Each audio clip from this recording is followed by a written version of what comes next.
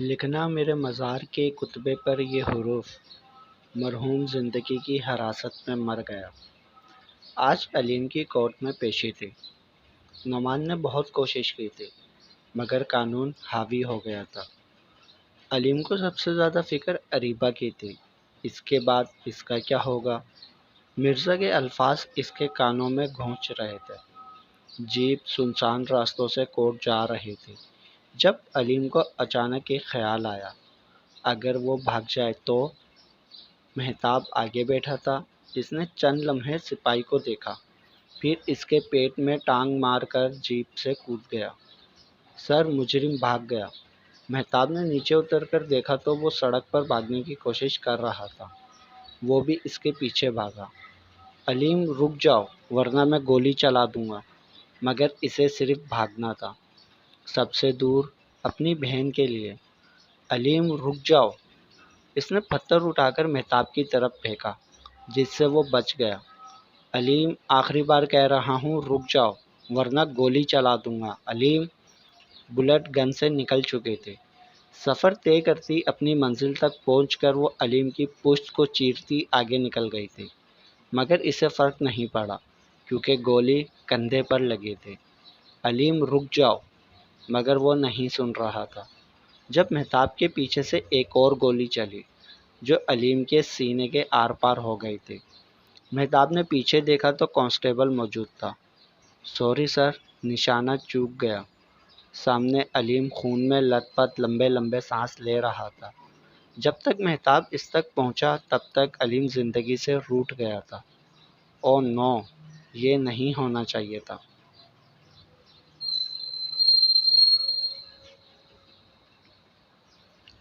ابھی آپ کو بریکنگ نیوز دیتے ہیں۔ علیم احمد MNA نعمان شیرازی کے پرسنل اسسٹنٹ، جن پر چند دن پہلے قتل کا الزام لگا تھا، پولیس نے انہیں رنگے ہاتھوں پکڑا تھا۔ ان کا انکاؤنٹر کر دیا گیا ہے۔ جی ہاں، آج صبح جب پولیس انہیں کورٹ لے جا رہی تھی تو انہوں نے فرار ہونے کی کوشش کی، جس کے نتیجے میں انہیں شوٹ کر دیا گیا۔ ایک کے بعد ایک شیرازی سے جڑے لوگ پولیس کے گھیرے میں آتے جا رہے ہیں، اور چند دن پہلے SP مرزا کے جانب سے دیا گیا بیان جس میں انہوں نے کہا تھا کہ سب جانتے ہیں لاہور کی تباہی کے پیچھے کس کا ہاتھ ہے، اور آج پولیس کے ہاتھوں نعمان شیرازی کے پرسنل اسسٹنٹ کا انکاؤنٹر کر کے یہ بات ثابت کر دی ہے کہ وہ نعمان شیرازی کو اوپن چیلنج کر رہے ہیں۔ ٹی وی پر آتی خبر سن کر نعمان کے ہاتھوں سے فون گر گیا تھا۔ سامنے ٹی وی پر علیم کی ڈیڈ باڈی دکھائی جا رہی تھی۔ وہ صوفے پر گر گیا تھا۔ 9 منال بھی یہی نیوز سن رہی تھی۔ وہ بے ہوش ہو کر گر گئی تھی۔ منال، منال، مگر اسے ہوش نہیں آ رہا تھا۔ کال دی ریسکیو، رافع۔ اسے ریسکیو میں ہاسپٹل لے جا رہے تھے۔ وہاں جا کر انہیں پتہ چلا تھا اسے نروس بریک ڈاؤن ہوا ہے۔ چند گھنٹوں کے بعد اسے ہوش تو آ گیا تھا مگر وہ پتھر ہو گئی تھی۔ اسے علیم کی یاد آ رہی تھی۔ مہتاب، مرزا اور دانیال پر غصہ آ رہا تھا۔ میں اریبہ سے دور نہیں جانا چاہتا، اور نہ ہی تم سے۔ یس منال، I love you. Will you marry me? وہ جان ہے میری۔ دل ٹوٹا ہے یا ہاسپٹل میں سر پھوٹا ہے، استعمال کرنا ہے میرا۔ جنگ اگر محبت سے ہوتی تو مجھے پورا یقین ہے کہ سکندر اعظم بھی ہار جاتا۔ وہ چیخ چیخ کر رونے لگی تھی۔ نو، نو، جب اسے اپنے ضمیر کی آواز سنائی دینے لگی۔ شرم آنی چاہیے تمہیں منال، لعنت ہے تم پر۔ محبت جیسا پاکیزہ لفظ استعمال کیا تمہیں جانا چاہیے۔ کیا تمہیں علیم سے محبت نہیں تھی؟ تھی، تمہیں علیم سے محبت تھی، پھر بھی دھوکہ دیا اس مہتاب کے لیے جو تجھے چھوڑ گیا تھا۔ محبت پر دوستی کو ترجیح دی اور محبت کا قتل کر دیا۔ وہ کانوں پر ہاتھ رکھتی نہیں چلا رہی تھی جب اسے آواز آئی، منال۔ اس نے نظر اٹھا کر دیکھا تو بلیک 3 پیس میں ملبوس سجا سنورا اس کا روپ سامنے کھڑا تھا۔ علیم، یہ کیا کر دیا؟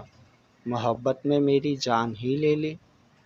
نہیں علیم، میں نے مہتاب کا ساتھ اس لیے دیا کیونکہ وہ لوگ نعمان شیرازی کو پکڑنا چاہتے تھے۔ اس نے کتنے لوگوں کو ہٹ کیا تھا، دانیال، فرید، نوشین، کتنے تھے؟ میرا کیا قصور تھا؟ یہی کہ میں اس کے لیے کام کرتا تھا۔ قسم ہے جو کبھی کسی لڑکی کے ساتھ غلط کیا ہو، سب سر کرتے تھے، اور ہم شریف با کردار لڑکیاں نہیں کڈنیپ کرتے تھے۔ جو اپنا آپ ظاہر کرتی تھی انہیں ہی کڈنیپ کرتے تھے۔ مگر تم نے تو محبت میں مار دیا۔ نہیں علیم، میں نے مہتاب سے کہا تھا تمہیں کچھ نہ کرے، پلیز مجھے معاف کر دو۔ اس نے مسکرا کر اس کا ہاتھ تھاما۔ معافی چاہیے تو چلو۔ وہ آگے آگے چل رہا تھا اور وہ پاگلوں دیوانوں کی طرح اس کے پیچھے۔ اس کے ماں باپ اسے آوازیں دے رہے تھے، منال بیٹا کہاں جا رہی ہو؟ منال، مگر وہ اس کے پیچھے پیچھے چلتی جا رہی تھی، اور وہ مسکرا کر کبھی پلٹ کر دیکھتا تو کبھی آگے چلنے لگتا۔ وہ اسے روڈ کے بیچوں بیچ لے آیا تھا۔ منال کے سوا وہ کسی کو نظر نہیں آ رہا تھا۔ سڑک کے بیچوں بیچ وہ اس کی طرف مڑا۔ کر دیا معاف، اب تم خدا حافظ کہہ دو اس زندگی کو، میرے ساتھ چلو۔ اس نے اس کے سامنے ہاتھ کیے جسے اس نے بے ساختہ تھام لیا۔ آئی لو یو علیم۔ وہ ہنس دیا تھا۔ وہ اسے گھور رہی تھی جب فل اسپیڈ سے آتی گاڑی منال کو ہوا میں اچھال چکی تھی۔ منال، اس کے والدین سڑک کنارے چلا رہے تھے۔ خون میں لت پت منال کا وجود آخری سانسیں لے رہا تھا، اور آخر اس نے دم توڑ دیا۔ علیم اسے بھی ساتھ ہی لے کر گیا تھا۔ لوگ حیرت سے اس دیوانی کو دیکھ رہے تھے جو روڈ ایکسیڈنٹ میں مر گئی تھی۔ بیت جائیں گی یہ رتیں بھی، نہ مانو پھر تولتے رہنا۔ چلے جائیں گے نہ مڑ کر آئیں گے، پھر چاہے در کھولتے رہنا۔ رک جانا ہے سانس مک جانا ہے، پھر مٹی پھرولتے رہنا۔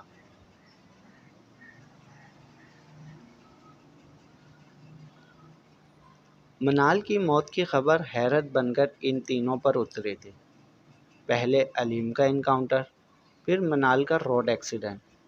یار، اتنی محبت! منال نے اس کے بغیر دوسرا سانس تک نہیں لیا۔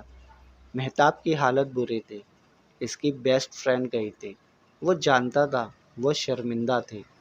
علیم کے انکاؤنٹر کے بعد مرزا پر تھوڑی سی انکوائری بیٹھ گئی تھی، جس پر وہ دلیلیں دے دے کر تھک گیا تھا کہ ان کا ارادہ علیم کو مارنے کا نہیں تھا، کانسٹیبل کی غلطی تھی۔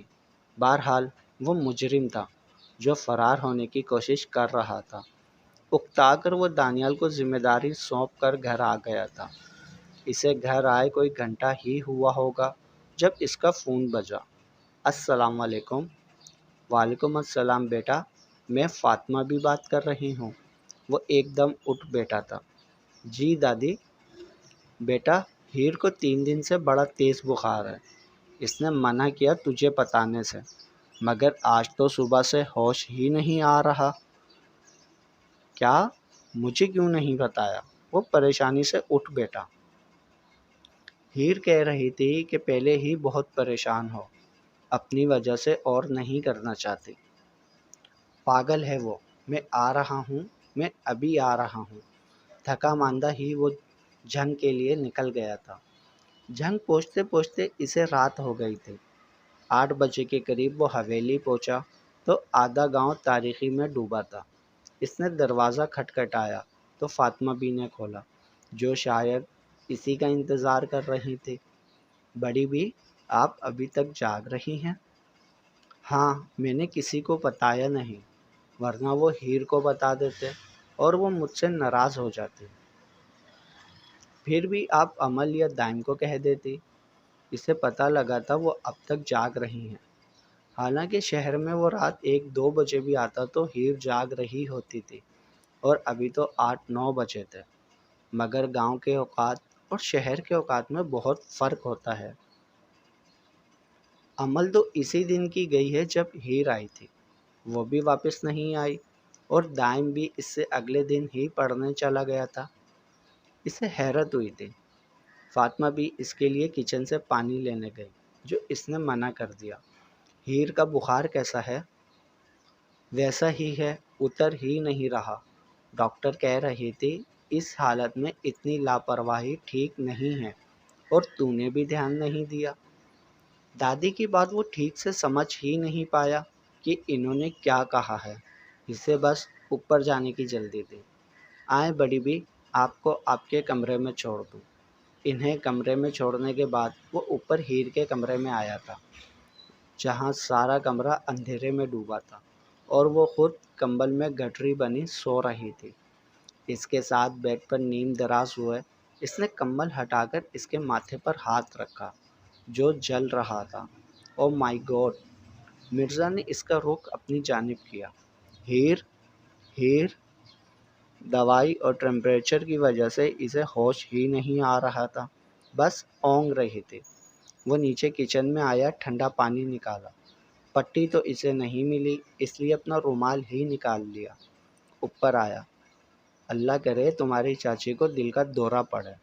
وہ اس کے ٹھنڈی پٹیاں رکھ رہا تھا۔ یہ تم نے اچھا نہیں کیا، اتنی بیمار ہو اور مجھے بتایا بھی نہیں، فون پر بات بھی نہیں کی۔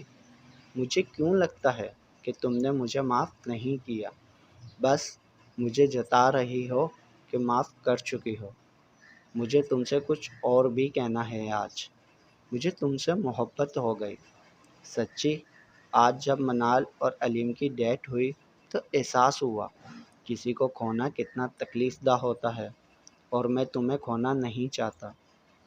مجھے تم سے نفرت تھی، پھر ہمدردی ہو گئی، اور وہ کب محبت میں بدل گئی پتہ ہی نہیں چلا۔ ابھی نیو ایئر میں 1 ماہ پڑا تھا۔ دادی صحیح کہتی تھی، تب تک محبت کرنے پر مجبور کر دو گی۔ اور اب میں دادی سے ڈھنکے کی چوٹ پر کہوں گا، مجھے میری بیوی چاہیے۔ ہیر اسے کون سا سن رہی تھی، جو مزے سے اپنا حال دل سنا رہا تھا، پر اسے تو سکون تھا نا کہ وہ اس کے پاس ہے اور وہ اس کی تیمارداری کر رہا ہے۔ اچانک ہیر نے کروٹ لی تو اس کے ساتھ جڑ گئی اور بڑبڑانے لگی۔ بی بی، اپنی دادی کا نام لیتی وہ اس میں سمٹتی جا رہی تھی۔ مرزا نے بھی اس کے گرد حصار باندھ لیا تھا۔ اس کے کان کے قریب جھک گیا۔ مرزا ہوں۔ وہ پھر غنودگی میں چلی گئی تھی۔ اس نے ہاتھ بڑھا کر میڈیسن اٹھائی، وہی گاؤں کی ڈسپنسری کی میڈیسنز، ساتھ ایک ٹیسٹ رپورٹ بھی تھی، جس پر لکھی میڈیسن پڑھ کر وہ حیران رہ گیا تھا۔ اس نے ایک نظر ہیر کو دیکھا۔ ہیر، ہیر مجھے ایک بات بتاؤ۔ ہیر، اسے ہوش نہیں آ رہا تھا۔ اس نے گوگل پر کچھ سرچ کیا۔ مل جانے پر اس نے گہرا سانس لیا۔ صبح سب سے پہلے ہم یہاں سے جائیں گے۔ میڈیسن چٹ پر لکھی میڈیسن اسے شک میں ڈال گئی تھی۔ نعمان اسٹڈی کے صوفے پر آنکھوں پر بازو رکھے لیٹا تھا۔ آنکھیں ضبط سے لال تھیں۔ کبھی ارمان کی صورت سامنے آتی تو کبھی علیم کی۔ فریحہ شام سے اسے اسی کنڈیشن میں دیکھ رہے تھے۔ پھر ہمت کی، اس کے پاس صوفے پر بیٹھ کر سر اس کے سینے پر رکھ دیا۔ مجھے بھی بہت دکھ ہے علیم کے جانے کا۔ یہ بھائی نے غلط کیا، مگر اس نے مرڈر کیا تھا۔ نعمان نے اس کے بالوں میں انگلیاں پھنسا کر چہرہ اوپر اٹھایا۔ وہ سب تمہارے بھائی کا پلان تھا۔ جانتی ہو علیم نے کتنے مرڈر کیے تھے؟ 16۔ 16 لوگوں کو مار چکا تھا، آج تک اپنے ناخن کا ٹکڑا تک نہیں چھوڑا۔ اور تمہیں کیا لگتا ہے وہ ہتھیار اور لاش کے ساتھ پکڑا جاتا؟ فریحہ کو تکلیف ہو رہی تھی، اس لیے اس نے روتے ہوئے نعمان کو دیکھا۔ یو آر ہرٹنگ می۔ نعمان نے فوراً اس کے بال چھوڑ دیے، جیب سے ایک انجیکشن نکالا۔ میں مرزا کو اس کی سزا دوں گا، میں اسے مار دوں گا، پھر چاہے مجھے پھانسی ہی کیوں نہ ہو جائے۔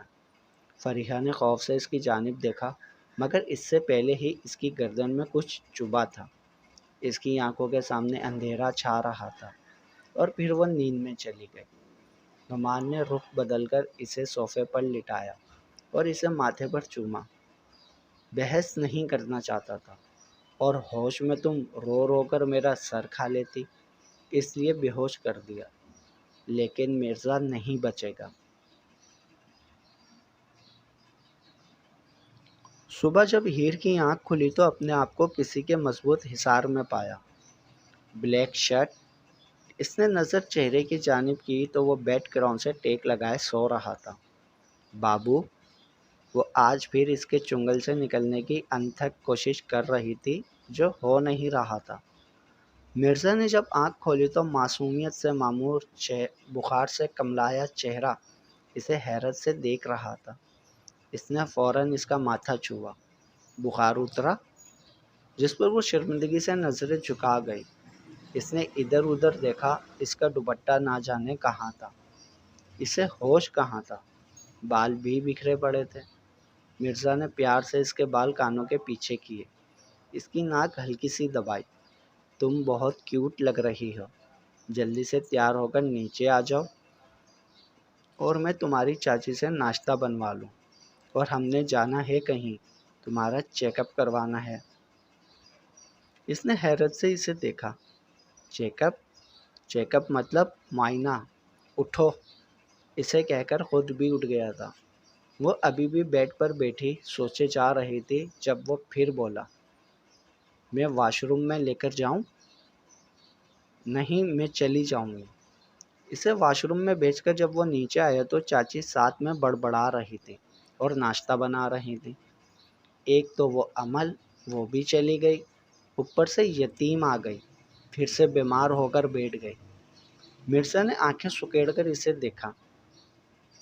میں نے نہیں کہا تھا جب آپ میرے گھر پر آ کر میرا فریج کھول کر کچھ بھی نکال لیتی تھی، تب وہ ہیر بڑی اچھی لگتی تھی۔ آج جب اس کی باری آئی تو بڑی باتیں یاد آ رہی ہیں آپ کو۔ اور ہاں، پلیز اپنے ان ہاتھوں سے میری بیوی کے لیے ناشتہ مت بنائیے گا، میں خود بنا لوں گا۔ مجھے یہ بتائیں دلیا کہاں ہے؟ چاچی نے حیرت سے اسے دیکھا۔ یہ پولیس والا دلیا بنائے گا؟ تم پکا لو گے؟ Don't underestimate the power of policeman, اس نے کالر جھاڑ کر کہا تو چاچی نے ایک ڈبہ اسے تھما دیا اور خود اتراتی ہوئی باہر چلی گئی۔ اگر یہ خوبصورت ہوتی پھر کیا کرتی؟ سر جھٹک کر دلیا بنانے لگ گیا۔ ہیر جب نیچے آئی تو پہلے دادی کے کمرے میں گئی۔ جب باہر آ رہی تھی تو ان سے مل کر گلہ کر دیا۔ بتا ہی دیا نا بابو کو، جس پر دادی نے اس کے گال پر بوسہ دیا۔ میری پیاری ہیر۔ چاچی کرسی پر بیٹھی تھی۔ ہیر چپ چاپ کچن میں چلی گئی، جہاں سامنے کا منظر اسے بے ہوش کر دینے والا تھا۔ شرٹ کے اپر 3 بٹن کھولے، کف کوہنیوں تک موڑے، وہ دیچکی میں چمچ ہلا رہا تھا۔ بابو، اس نے مسکرا کر اسے دیکھا۔ وہ تیار تھی، اب وہ ہیر لگ رہی تھی۔ سادہ شلوار قمیض، پراندے میں مکید بال، اس کی سادہ سی ہیر۔ شاباش، اب جا کر باہر بیٹھو، میں آتا ہوں۔ مگر وہ رونے لگی تھی۔ آپ یہ کیوں کر رہے ہیں؟ میں نہیں کروں گا تو کون کرے گا؟ وہ آگے بڑھنے لگی تو اس نے منع کر دیا۔ وہ مایوس ہوتی باہر آ گئی، جہاں دادی ہنس کر اور چاچی منہ بنا کر بیٹھی تھی۔ تیرا بندہ تو ڈاڈا ہے۔ اسے ناشتہ کروانے کے بعد وہ اسے باہر لے جا رہا تھا۔ آدھے گھنٹے کی مسافت کے بعد وہ ایک کلینک کے سامنے رکے، جہاں کی تصویریں دیکھ کر وہ سمجھ گئی وہ اسے یہاں کیوں لایا ہے۔ وہ گاڑی سے اتر ہی نہیں رہی تھی۔ ہیر، اترو، ایسا کچھ نہیں ہے جیسا آپ سوچ رہے ہیں۔ مرزا نے پرسکون ہوتے اسے نیچے کھینچا۔ معائنہ کروانے میں کیا مسئلہ ہے؟ اسے لے کر وہ اندر آیا جہاں نرسز اور لیڈی ڈاکٹرز موجود تھی۔ یہ جھنگ کا بیسٹ نرسنگ ہوم تھا۔ ہیر کا ٹیسٹ ہو گیا تھا۔ تقریباً آدھے گھنٹے بعد رپورٹ آ گئی تھی۔ وہ دونوں ڈاکٹروں کے سامنے بیٹھے تھے۔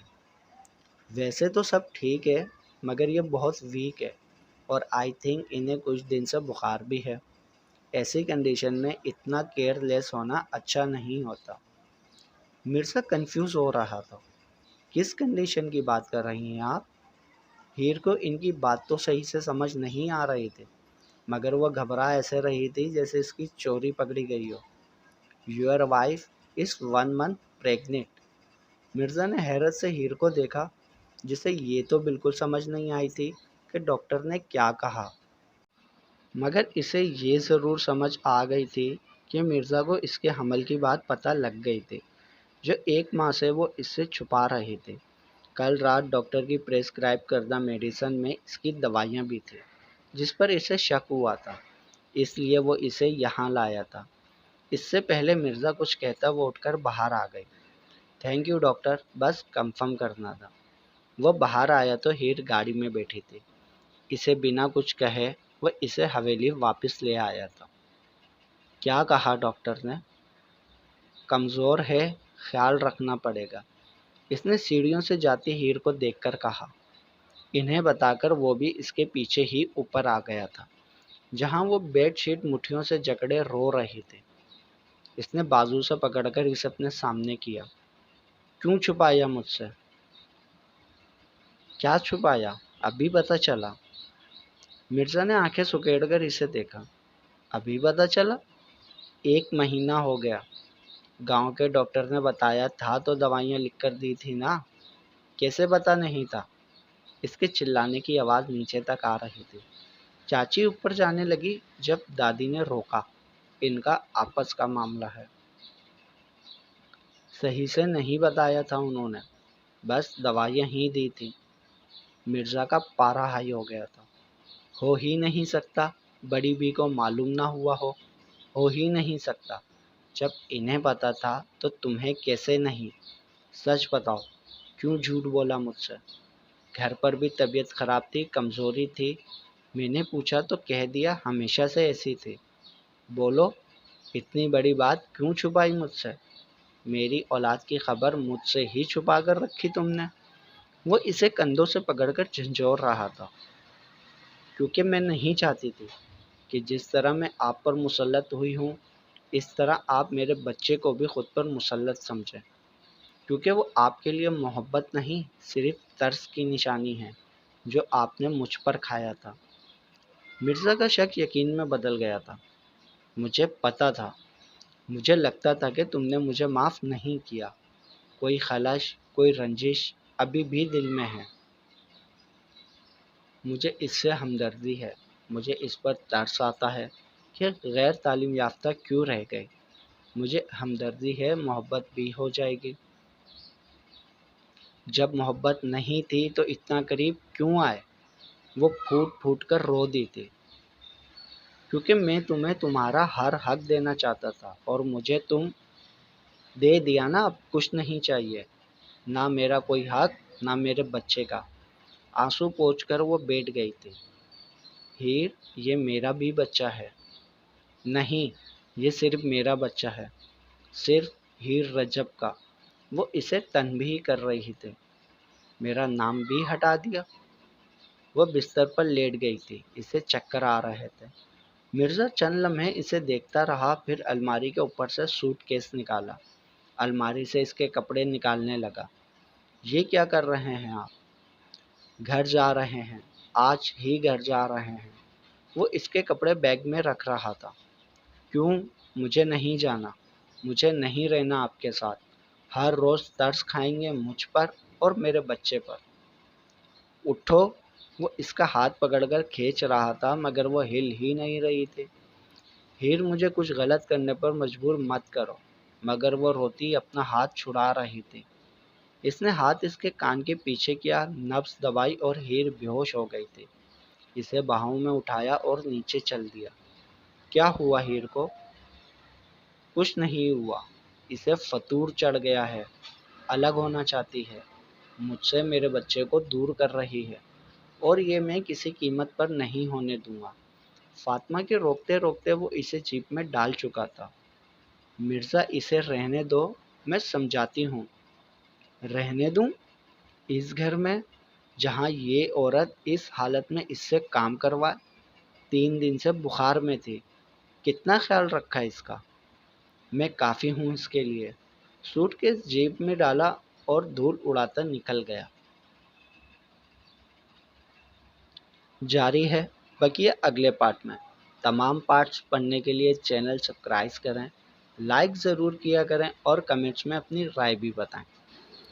اور اگر آپ یہ والا ناول کمپلیٹ پڑھنا چاہتے ہیں جس کا یہ اسنیک پیک آپ کو نظر آ رہا ہے اسکرین پر، تو یہ ہماری ویب سائٹ پر کمپلیٹ PDF میں موجود ہے جسے آپ مکمل پڑھ سکتے ہیں۔ ہماری ویب سائٹ کا نام ہے اردو ناول بینک۔